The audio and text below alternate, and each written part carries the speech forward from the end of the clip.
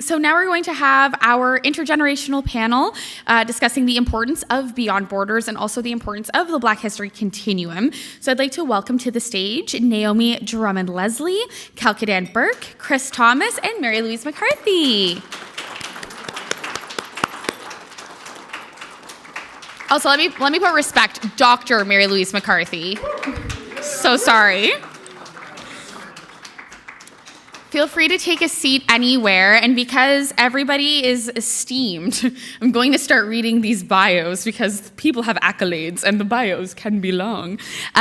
So starting off with Naomi Drummond Leslie was born an activist and grew up not learning her history at school. She now regularly attends schools to share the history of Black New Brunswickers with all of the pupils. She's a mother to an unapologetically Black son, ensuring that he learns about the greatness within him and our community. Naomi also sits on the board of directors for several community nonprofits and is a founding member of the WABC Junior, which is the Women's Auxiliary of the Black community. So Naomi, thank you for being here. Next up, we have Kalkidan Burke. Kalkidan was born in Ethiopia and came to Canada at the age of 5 when she was adopted into a predominantly white family. Growing up in a rural area of New Brunswick, she experienced both overt and covert racism. These experiences inspired her to take action, culminating in a school-wide walkout in 2020 to raise awareness about racial injustice. For her leadership and activism, Kalkidan was awarded the Burke's Silver Medal, an honor that recognizes outstanding contributions to the community. She is currently completing her final year of a Bachelor of Arts at the University of New Brunswick with aspirations to become a teacher and continue advocating for anti-racism and Black history education in Canada. Since beginning university, she has spoken at local schools and hosted a podcast highlighting diverse voices driven by her belief that meaningful change begins with conversation.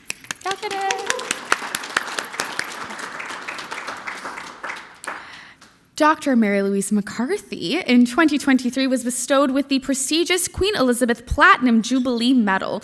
In 2022, she received an honorary doctorate of letters from St. Thomas University, affirming their profound impact on academia and community engagement. As the executive director of REACH, which stands for Remembering Each African Cemetery's History in New Brunswick, Dr. McCarthy has spearheaded initiatives to preserve and honor the legacies of our ancestors, shedding light on often overlooked narratives and reclaiming spaces of historical significance. A distinguished scholar, Dr. McCarthy has earned a Doctor of Philosophy from the University of Toronto, specializing in social justice from the Ontario Institute of Studies in Education. Dr. McCarthy's academic achievements are paralleled by her profound impact on legal precedents, as demonstrated by her landmark victory in a human rights case against Shoppers Drug Mart in 2015, where Dr. McCarthy successfully challenged racial profiling. Beyond her academic and legal accomplishments, Dr. McCarthy is a revered community leader and elder, embodying the resilience and wisdom of Black self-determination and excellence. For over 5 decades, Dr. McCarthy has dedicated herself to uplifting her community through her roles as a writer, poet, and especially a Black community advocate. It is important for Mary to state that she is a 6th-generation African descendant in New Brunswick, dating herself back to 1783, where her 5th great-grandmother arrived from a plantation in Virginia, USA. Dr. Mary Louise McCarthy. And last but certainly not least, the amazing illustrator of Beyond Borders, Chris Thomas. Chris is a multimedia artist originally from Toronto, but now residing in Douglas, New Brunswick. With over 30 years of experience, Chris has developed a unique art style specializing in diorama art with meticulous attention to detail. Inspired by his surroundings and the beauty of nature in his home, Chris's artwork captures intricate scenes in miniature form. Over the years, Chris has garnered recognition for his exceptional work and has participated in numerous exhibitions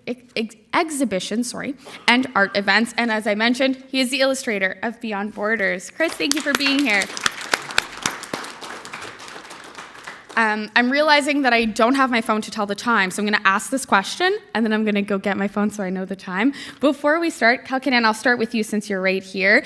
How are you feeling knowing that a Black History Continuum now exists for the province? And I do think we all have to turn on the microphones probably. They're on? Amazing. Perfect. How do you feel knowing that there is now a Black History Continuum in our province?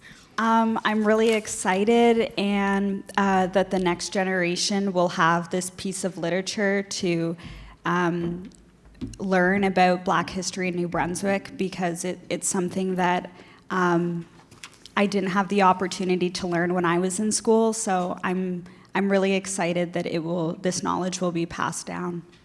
Of course, Naomi, do you want to continue?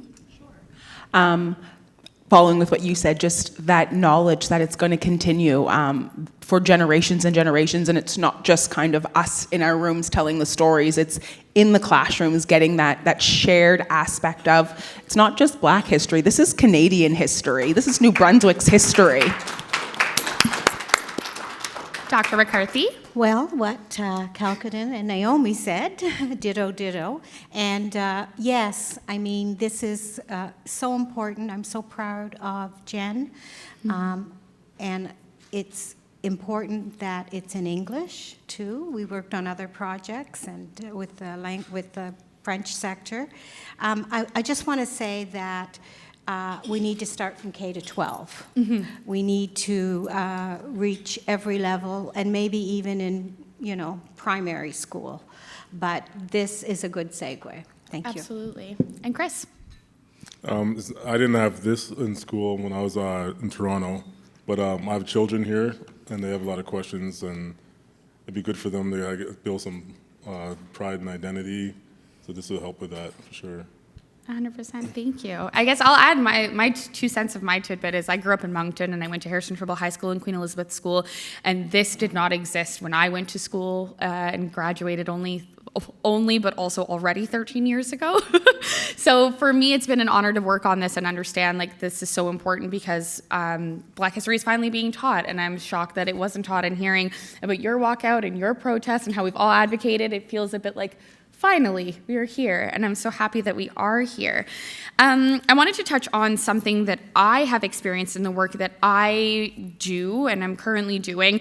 I've had people say to me that by working in racial context, that teaching race theory is actually teaching racism, and that by talking about the experiences of Black people, it's actually adding to the racism that exists, which I vehemently do not believe. So I'll start at the other end. Chris, if you would like to go first.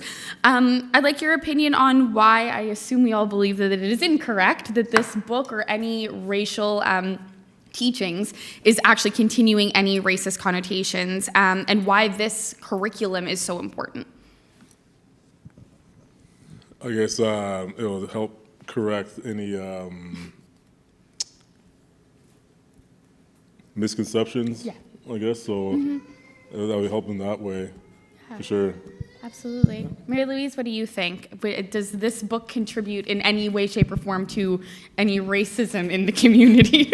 Absolutely not. Absolutely not. And where do we begin? And we need to tell our own stories, and that's exactly what Jen did and is doing in her research. We need to tell our own stories. So we have to realize that we are under an institutionalized colonial presence that permeates our everyday. So we all need to think about decolonizing ourselves and being so proud and rooted in the melanin we carry. Absolutely. Thank you. Naomi? So my question to ask back would be, how is learning about this piece of Canadian history considered that racist piece when we're only learning that one specific race's history? Yeah. Would that not be, that would be the racist piece? So how is it coming back to us? That's how I feel. It's not our question. 100%. And Kalkidan? Yeah, when I think back to when I was in school, oftentimes if Black history was mentioned, it was taught in a way where white people were seen as the saviors. And going back to Mary's comment, I think that it's so important that we have this book that is from a Black perspective, has been written by a Black person, and I just think that's so important for the students that will read this. Thank you. And as it's been mentioned and highlighted, and you all have copies, Beyond Borders is quite expansive, and I think that's what I really appreciated in the history that's being taught, because you get to see the arrival of DaCosta, we talk about the Black Loyalist movement, the Underground Railroad, Caribbean immigration, modern day immigration, and so much more in between. And as I already mentioned, it's something that I feel was missing when I was in high school. So Kalkidan, as the most recent graduate on our panel, I was wondering if you could touch on the robustness in what you were able to peruse in the book and what you experienced when looking through Beyond Borders. Yeah, when I read through the book, I loved how comprehensive it was, and I also loved how easy it was to read. I think that it not only fills in the gaps of our history, but it also helps us to reframe the way that we think of Canadian history and the belief that we have of Canadian history. And I think the representation of Black New Brunswickers in this book is just so rich. It gives Black students like me an opportunity to see themselves represented in curriculum finally. I think I really struggled paying attention in my history classes because I didn't feel represented in the text or what we were learning. And it just fosters this sense of belonging that I didn't have, and I'm so glad that other people will have now. Absolutely. I think what's also great about this is that I don't know if you share similar experiences to me, but like I always got the same, like we have to read To Kill a Mockingbird and someone's going to say the N-word in front of you and use it as this really awkward opportunity to stare at you if you're the only Black person in class. And this helps, I think, so many Black students feel, like you're saying, seen, heard, represented, but also just have a better sense of understanding of how we all came to be in this shared space. So definitely a very important element of this text. And Naomi, you were in 7th grade when you boycotted social studies in an effort for Black history to be added. We're quite a ways away from that. No age offense, but I want to highlight how long it's taken to get here. And I also want to flag that, Kalkidan also was boycotting a lack of action the teachers took due to a recent incident at OHS in 2020. So when you staged your boycott and you were in the paper, did you expect that we would be here this many years later? So even at a young age, I definitely recognized with the government, things don't move super fast. No. I can appreciate that. Did not think it would take this long. When I think back to my boycott, I was one solitary student in a library with not the best internet connection, but I was able to do my research. So the fact that the government has at their hands such vast resources and so many people researching other histories, the fact it took this long to get there, it's definitely a shock. Yeah, it's definitely, it wasn't expected that it would take this long for it to happen. Of course. But we're happy it happened. I want to be clear. Most certainly. Thank you for doing it. Overjoyed. We're happy we're here. Yes. Dr. McCarthy, I want to flag another work because you have worked with your son, Tondoy McCarthy, as well as Gary Weeks on a book called Still Here, which is highlighting the legacy of Black families that continue to live and thrive in New Brunswick. We can give a round of applause. It's available for pre-order. I just want to flag, go get a copy, please. I was curious what you think in terms of Beyond Borders and Still Here and what they both achieve in terms of misinformation people might have about Black New Brunswickers and their community and how we all came to be in this space.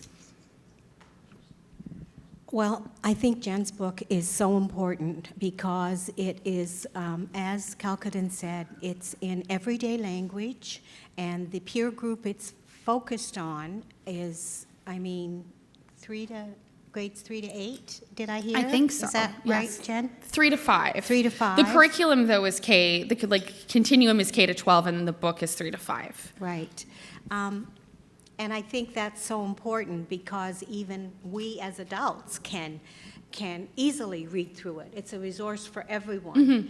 And as for the book that Gary and I and Tondoy have worked on, I worked a lot on the historical section, and Yeah, I didn't jump off a cliff or anything, go into the ocean. Smile, Tondaway. But it was exhausting. I think, I don't know Jen's experience, but I had to do a lot of cross-cultural training to the editors of Goose Lane, and I respect them, and they saw the intent and the purpose and the gift of the project, but it was exhausting. So my experience was the book is needed. We're sharing 15 beautiful families that chose to walk this journey with us, and we're telling their stories as they want to be told. And yeah, we're hoping that this book, it'll be a coffee table book, will be on the coffee tables of all New Brunswick. Thank you. And the world. And the world. I was going to say, it'll be in one in Toronto, I can tell you that much at least. I will be getting a copy. But I think what's great about the synopsis, as Tondaway had told me previously, of Still Here and what Beyond Borders does, is it really dispels this idea that, you know, Black people are new to New Brunswick, or it's because of recent immigration. And even, like, as I've highlighted, as someone who, like, my dad came from Senegal in the 90s and I am new, I do feel like growing up in Moncton, I did not realize that there was this long-standing history because I wasn't experiencing a lot of outside of Moncton. And then doing this work, I've met your family and all these amazing people, and there is such a long-standing history, and it is so important to continue to share. And I do believe that both Still Here and Beyond Borders does that. And I will flag Beyond Borders, like, I've read through it, and I think adults should be reading this. Like, I plan to share copies with people in Toronto who don't know enough about New Brunswick, because it is just an important resource beyond any age group or any demographic.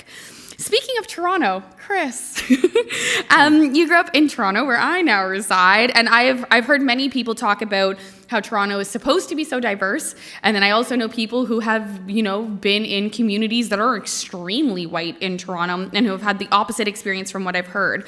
So I'm curious about your initial experience coming to New Brunswick nearly a decade ago, and what your perception is on this curriculum, and if you think things like this already exist in Ontario, or what your perceived notion is as someone who's spent time in both places. Well, I was born in Toronto, raised in Mississauga, and I was not very diverse in the 80s when I grew up. I didn't know I was Black until someone told me I was Black, kind of thing. So I was like, oh, so I'm different. But then it was kind of a battle back then. I also had to fight for my brother as well, so it was like almost every day was kind of a battle, but then we kind of moved to another neighborhood where it started getting more diverse, and then things were getting a little easier, and then high school was a little easier, but it was not very diverse in the 80s. When not a lot of Black families were buying houses, like where my dad's like, we're gonna move from Toronto and move to Mississauga. I'm like, okay, cool, and it's like, whoa, it's like different, but yeah, it's better now. It is apparently better now. It is. And I mean, we were talking about a school that exists that is like an Afrocentric focused school in Toronto that I did not know existed, which I find is very interesting. But also you have photos there where you're the only Black kid in your class. Yeah, that's how it was back in the 79, 80s. There were like no Black people whatsoever, so, but as you can see. I was shocked because it looks like my school pictures in Queen Elizabeth School in Moncton, but you fast forward to 2004. And I mean, I don't know how you want to share, but if people maybe want to come up after and take a peek, but yeah, Chris is the only Black student in a group of like 30, and it is Toronto, so it's very interesting. And I will ask, just in case you know, like, were you taught Black history in Ontario? Was that something that was more prevalent? No. It wasn't taught in schools back then. But maybe they didn't want to exclude me from the other students. But I don't know if that was I'm not sure, but it wasn't a thing. Okay. But yeah, even like coming from a Caribbean household, like I was raised that way. So then going to school, people were like, what are you eating for lunch? What is that? Like, I feel like it was just like a lot like that. So, yeah. But Thank you. Everything's cool now. I'm okay. Everything's cool now. Thank you. I know we've highlighted this a little bit, but I wanted to flag that the book touches on several misconceptions. One that I think is really important is the fact that like the Underground Railroad sort of led to this Canadian paradise, and I think a lot of the racialized people in the room know that that is not true. So I just wanted to go across the line and ask if there are any specific misconceptions or any learnings from the book that you experienced while going through Beyond Borders, or anything you think society needs to remember, like what the actual fact is that Beyond Borders highlights on. Kalkidan, do you want to start? Naomi, do you want to start? You're grabbing the mic, so you're ready. Being prepared. I think just reading through the book, as it's all been highlighted, it's just such a great resource that just puts it in simplified terms for everyone to understand these pieces of Canadian history. It's not, I'm a fortunate one who's been connected and learning and always talking and about Black history. So for me, it's something that's been at my fingertips. It's been accessible. So I've been very, and I'll say very fortunate and privileged that I didn't have to go digging for it. But this book, having it simplified for everybody else to be able to understand, is such a fantastic resource that for me, there was nothing new, but I know I'm not the one person. There's a whole community of people who are going to be shocked. 100%. Kalkidan, do you want to go now? Yeah, and just to add on to that, I like that it's all in one place, so you don't have to go searching for it, and this is like a resource that you can trust, so yeah, I don't know, I really appreciate the work that has gone to create this book. Thank you. Mary Louise, what do you think? Are there any misconceptions in that book that are touched on that you wish more people were aware of, or anything you want to flag that was important in the book, outside of just the book itself being amazing? Well, the book is amazing, and I like that the misconceptions are neutralized and our history is highlighted. I specifically like everyone has said, how it flows, and yeah, I can't really say anything negative about it. I am just so thrilled that it's now in print. Yeah. Thank you, Jen, again. Of course. And Chris, what about you? Was there anything in there that you were surprised by, or anything that even you maybe weren't aware about how Black people came to be in New Brunswick? Any misconception you had coming from Ontario? I didn't really know there's a rich Black history here, that there is. So after reading, I was like, wow. Yeah. Because my family we made it as far as Ontario. I didn't know people went past Ontario. 100%. But yeah, or Black people anyways, but yeah. Yeah, some of them started in New Brunswick and then went to Ontario, and I also had no idea, so I appreciate that. And for the entire panel, I'm curious what your next recommendation would be in ways that the government could further reparations to the Afro-Caribbean, Black, or BIPOC communities in New Brunswick. No pressure. Any recommendations? Mary Louise, do you want to start? I feel like you might have a plethora of recommendations, but I could be wrong. Okay, everyone, get your seatbelts on. Yeah. I mean, like Naomi said, Black history is Canadian history, and it should be instrumental in our curriculum. There should be funds put aside. I mean, heck, we should have a provincial department that focuses on Black history. We should have delegates, consultants like Jen. We should have research people. We need to, again, I'm sorry, I'm going to use the word, decolonize even our archives. We are, like Jen said in her talk, there are a few of us, Dr. Ralph, who was a mentor of mine, we have been beating the pavement, telling our stories, and we need to be heard, and we don't need to be 1 month. The educational system, we're run off our feet the month of February, and it's so performative, and I'm very selective now as I'm retired these last 0 years. And it's just too performative for me, and it's too exhausting, as passionate as I am to tell the stories of our ancestors and to speak about Black New Brunswick that you did not know of, and were overshadowed by Black Nova Scotia. Mm-hmm. But our histories are different and distinct, but similar, but distinct. So yes, more funding. Black history should be an item on the budget. I don't know how I get it there, or we all get it there, but there should be a budget item. Does anyone here work for the Premier? Like, I'd like to meet with her, and, oh, you do? Okay, we'll talk. and focus on, I mean, we are founding. I mean, this is not our land. We're settlers on this Indigenous territory, but I always say, and I'll say this, people are tired of it, 1783 our Loyalists came, the Black Loyalists. 1784 New Brunswick separated from Nova Scotia and became independent. 1785 University of New Brunswick was built, the oldest university in Canada. Our New Brunswick provincial department needs to mirror that and include Black history. Sorry. I picked the right person to start with. Thank you. I really appreciate that, Mary Louise, and I knew you would have the right recommendations. I also want to highlight, we did this in November. This event is happening not in February on purpose, because this is important all the time. Naomi, do you want to go next? Any recommendations? I'm on that same vine as Mary. It's that the funding needs to be put into the resources for the curriculum to be overhauled to include it. It shouldn't be exhausting to be a Black person in February. We should be enjoying February. There should be a celebration for us, and the rest of the months you can be doing your own education and figuring out how you want to incorporate the Black history. And I say it as well, I'm not only Black in February, I am Black 365 days a year. All Black all the time. Thank you. Kalkidan, do you want to keep this energy going and continue? Oh my goodness.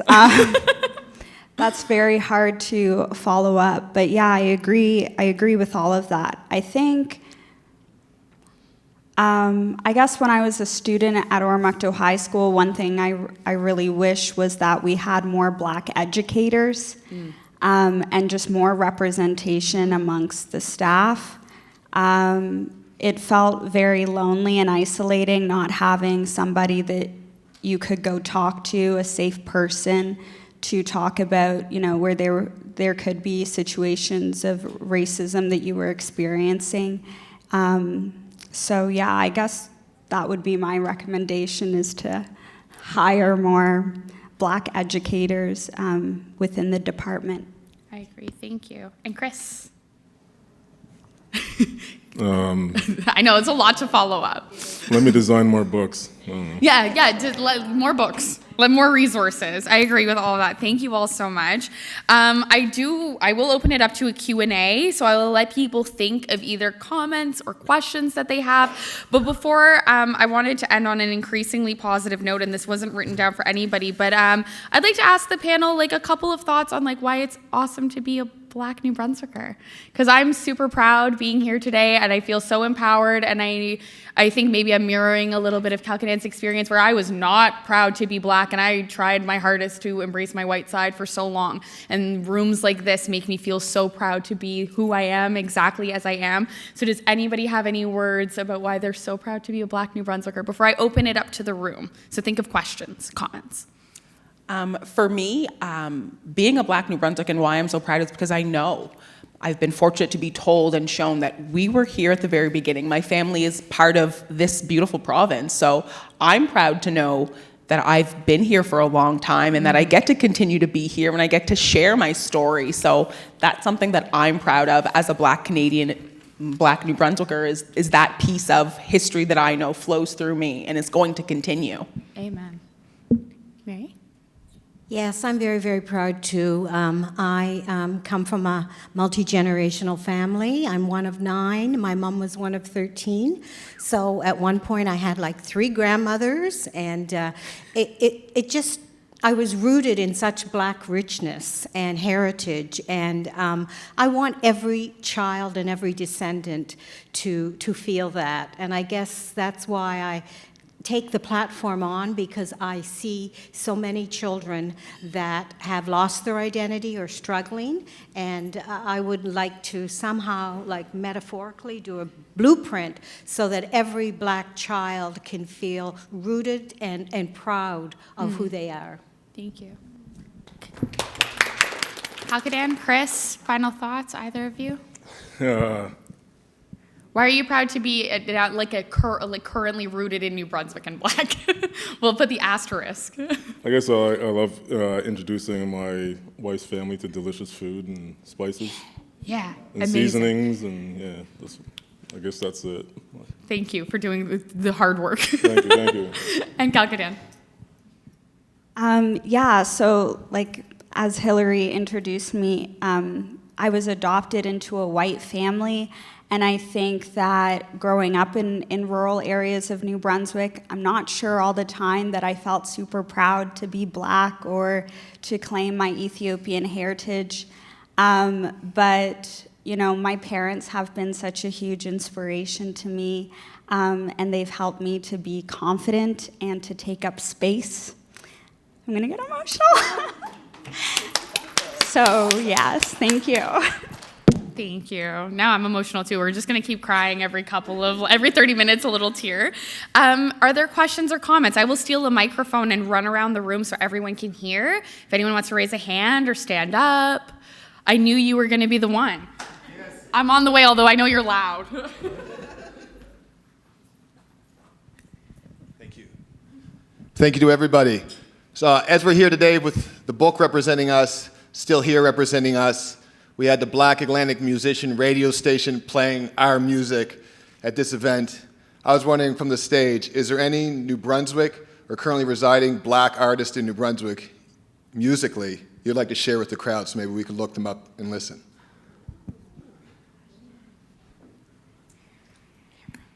That is such a great question, and unfortunately, I don't have any Black New Brunswick artists, but there's a girl in Nova Scotia who I got to see, Remy Smith. She was amazing. My mind goes to Misha, but she's opera, I guess, but she does do some gospel. And there's another artist that's new, but she's not Black New Brunswick, but I think she's Afro-Cuban, Dee Hernandez, who is phenomenal. Yes. Did she? Oh, I didn't know that. If no one else has, I will use this as a moment to, if you scan the QR codes on your tables, it will bring you to the Spotify playlist, or the links. It'll bring you to a link tree that has the playlist that was playing, full of Black Atlantic musicians. 180 is a Black New Brunswicker, who was the only Black artist to win a Music New Brunswick award. But that playlist has everybody, like tons of Black artists from all of the Atlantic provinces, so like rappers from Newfoundland, tons of good education. So thank you for giving me a reason to plug the playlist.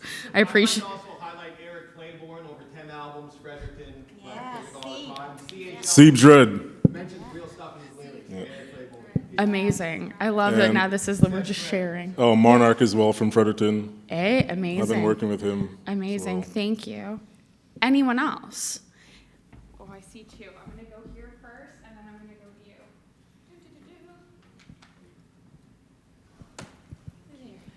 So as an educator, I consider myself privileged to be here. I'm also a white parent to a Black child. And I listened to Kalkidan's story, who I did have the privilege of having at HP. She's grown so much, I hardly recognized her. And when I'm listening to all of your stories and answering the questions, I think about my daughter's experience of racism growing up in schools. There was no Black representation in the educators. If a Black topic was covered in a class, everybody turned to her as the token Black kid in the class. And I remember her coming home talking about how she really didn't know how to be proud of that side of her, how to embrace that when everybody around her kind of made her feel like she was alone or a little bit of a freak show, or she's the person you ask the black questions to. And even as someone who went to FHS in the 90s, when I had a large group of friends from Fredericton who were black, I asked my teachers, why don't we have more black representation in the curriculum? And I was told two things. It's too controversial, that was the first thing, and there's nobody to teach it. And I remember arguing with the principal at the time, and I said, do you understand the richness of the history and the people in this province? And I think what you just said is such an uneducated statement as an educator and the leader of a school. So I want to thank Jennifer for this book and the representation for you all to be here. And as a teacher, I do try to do my best to make sure that kids feel seen and heard and their experiences validated. And I hope I'm doing a good job. And if there's ever ways that educators can improve, it's opportunities like this. And I just hope that more teachers reach out and that they pay attention to the opportunities when they arise. Thank you. Thank you. If anyone had a comment to any of that, feel free while I roam in this direction. Okay, next question. This is a comment. My name is Chris Duffy, and being an unsuccessful politician, to my great surprise, back in 2021, the first New Brunswick mayor was elected, which I looked at my wife and says, "Are you sure?" And it was on news. It was Kisman Dumbai back in 2021, coming as an international student in 2020. And I remember that moment when I posed a question when it was put on CBC, such as, "You got to be joking." But so get involved, be involved. And it's an honor to be here with Jen, a superstar. Great book. Thank you. I will get you. Yes, Kissim Doumbia, who is the mayor of Shippagan, and the only black mayor, and we've never had any other black elected officials. So he's our one and our only, and thank goodness we at least have him. Just give me some time, and I'll be there. Do it now. Do it now. We might be a slightly biased room, but I think I'm voting for you too. Can I still vote in New Brunswick if I live in Ontario? I just feel compelled to address the issue of whether promoting Black history is racist. Our elders, and here I'm reverting to Africa, say that until the history of the hunt is told by the lion, the hunter will always be the hero. And until African history, Black history is told by members of that community, it will not represent what is the reality. I remember as a young woman learning that Dr. David Livingstone discovered Lake Malawi. And it was only later that one of our African historians said, how can he discover something when there were people living there already? These types of books ask the questions, disrupt the given narratives, and transform them so that people have a fuller knowledge. It is only by including these voices that what we treat as history will really reach where it needs to be. If we exclude this, that's when we are being racist. Thank you. Thank you. Anyone else? While I run around the room, I see no hands. Can I say something? Absolutely. And I'll apologize in advance, but has the deputy minister left? Yes. She had another engagement, unfortunately. Yeah, But that's this will- very, very sad, and I find that insulting, that she didn't want to hear the voices of the people. And if you give me her email, I will certainly send her a note. How disgusting. Sorry.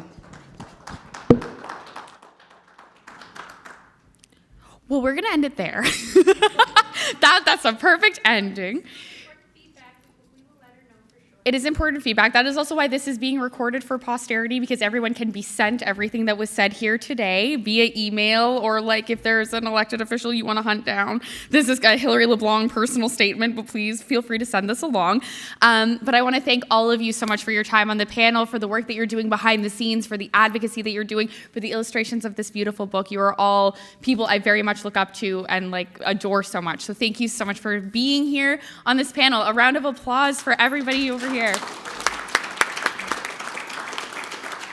Next, we're going to hear from educator Tomalyn Young, who has already been able to use the book and use the resource with her students. Let's give a warm round of applause.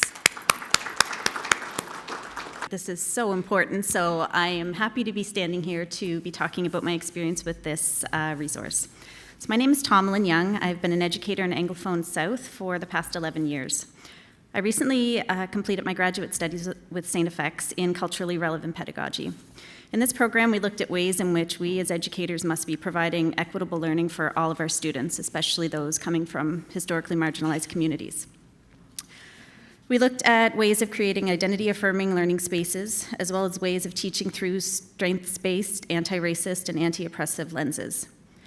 Two particular courses were focused on the education of African Canadian and African Nova Scotian learners. Through these two courses, we were provided many amazing teaching resources on Black history, but they were primarily focused on Nova Scotia's Black history, with not much mention or connection to New Brunswick. Last year, I taught social studies, civics, and international citizenship and understanding at Simons High School. I was thrilled to introduce Beyond Borders in these classes. The language that's used in the text, the visuals, and connections to Black heritage in New Brunswick is exactly what we need included in our curriculum. My international citizenships class was made up of newcomers, international and local to St. John students. The focus is on intercultural understanding and global citizenship. This resource is set up in a way that supports our language learners and shares history and lived experiences of Black communities in our province. With a mix of language levels in the international citizenship class, all students were able to demonstrate their learning and takeaways from this book in a variety of ways. Some went into further research of specific family, people, or events that caught their attention, while others created concrete timelines of events. Many of my newcomer students created their own personal narratives of their journey to New Brunswick, identifying with present-day immigration section. This year, I'm in a new role as an education support teacher for English as additional language. This focuses on cultural and linguistic inclusion in our classrooms. I split my time between two of the most culturally diverse schools in our district, Milledgeville North School and Princess Elizabeth School. Both schools are nearing or at 50% cultural diversity, with students coming from Nigeria, Sudan, Eritrea, Mali, and many more countries. Our classes are rapidly changing. We need resources in our learning spaces that reflect all learners, where they see connections and reflections of their lived experiences and heritage. I'm thrilled to see the movement and momentum taking place with this resource, and what's being made possible for our learners to feel a sense of connection and belonging. Throughout the book, there are many vivid visuals, quick facts, and a narrative that students easily connect to and identify with. It provides opportunities for its readers to stop and reflect upon their learning and takeaways, and as a result, many ways for educators to provide authentic assessment techniques. I'd like to thank Jennifer for inviting me to speak on this. I think this is something that has been needed for a long, long time in our classrooms, so I'm just happy to see it shared with educators and learners across the province, and this is a great way to celebrate Black excellence and heritage in New Brunswick for New Brunswick students. So, thank you.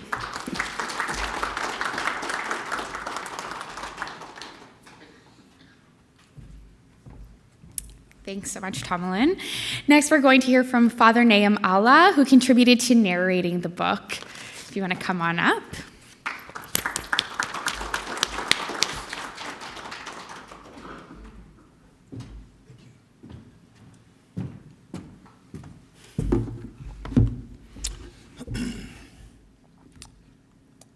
Knowledge is the foundation.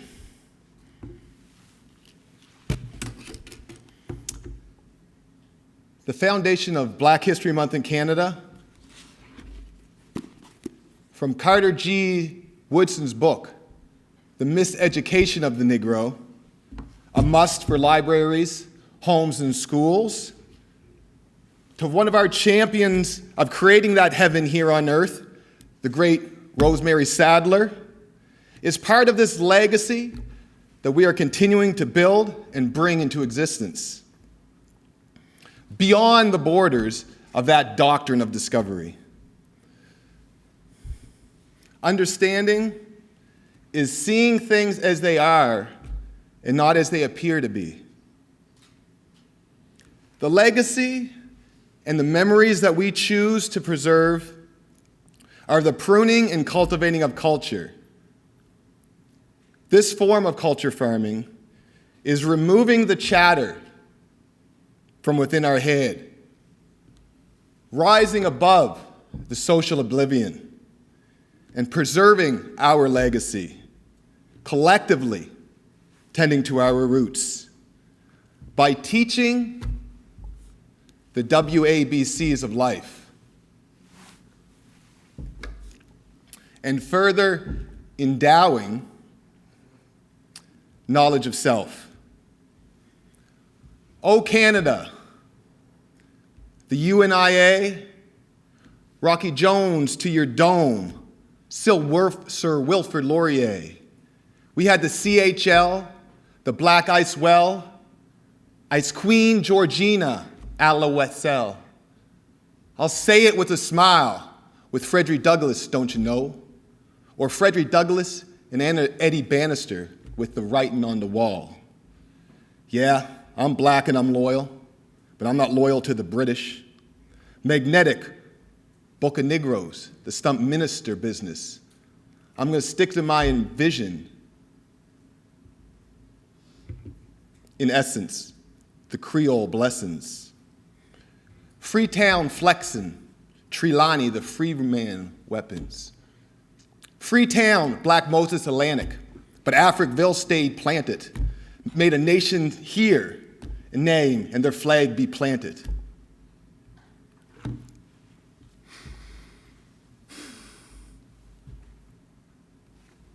On the DL Rude Boy, we're incognito every day. Emancipated in Garvey said in that redemption song in Belafonte. We had that audible Gnostic Shabazz, the bam, the show Dr. Jazz, as we're drumming to the beat, that Black Atlantic pizzazz. Because I've got to get mine, that 8 on its side, because my divine brown tear a chase to the side. Up north, of course, with those cherry bomb horse, with our fart cannons talking, and we're feeling adored as we rev our ponies and make them bark. In Canada, it's a sunglass night, and it's a faxzilla, as we're up and down the river as the wobble paints the pictures. Yes, we're fat in the middle a little. You notice the ripple we riddle. With crippling dribble we scribble. These epiphanies nibbles that sybil to quibble. No beggar, a neighborly favor of behavior. A maple flavor saver. Smooth groover, a swagger trader. A trader, a swagger. A clout braider. A made porcupine tagger of haters. Yes, we're the underrated. All of us refugees and mixed races. Us burnt brass foot, our woolly hair created. I'm an East Coast mother lover, father lover, brother lover, sister lover, son and daughter lover, sharing love with others, love being loved, and I love loving others. But you can't love everything. But you can be kind, compassionate with happiness, keeping your vibe forever alive, in tune with the womb from whence man has arrived, the Akashic Ashe mind, when we're surfing the Thelma and the Terry ride. In a place instead of riding the pine. Understanding is seeing things as they are and not they appear to be. Let us not be too late smart and too soon old. Let us venerate our progeny. The ancestors had their show. Let us not be too late smart and too soon old.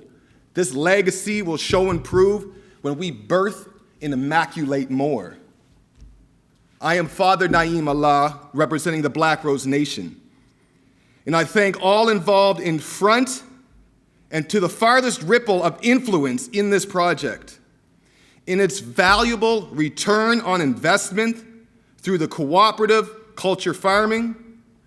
Jennifer Dow, your dedication, your contribution has strengthened me as a father.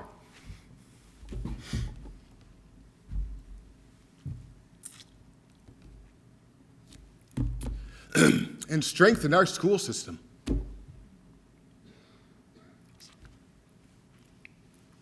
And provided those keys for those poor and rusty locks of our history.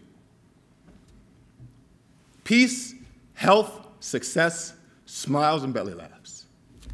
Thank you.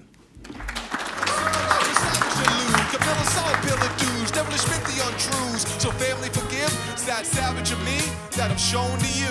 See, I love you earth, I love you stars. With all the pain that we've endured so far, these are on eternal scars. 25,000's not far, we're both the cycle stars. Endure, see we are, see we are, That's the we with two E's, dad's playing on the knees. The taper marker, please, appliance box, castle, king and queen. Dirt road when they're driving on your knee. You slide and start watching, or you're sleeping on the trampoline. They hear the victory of who, me or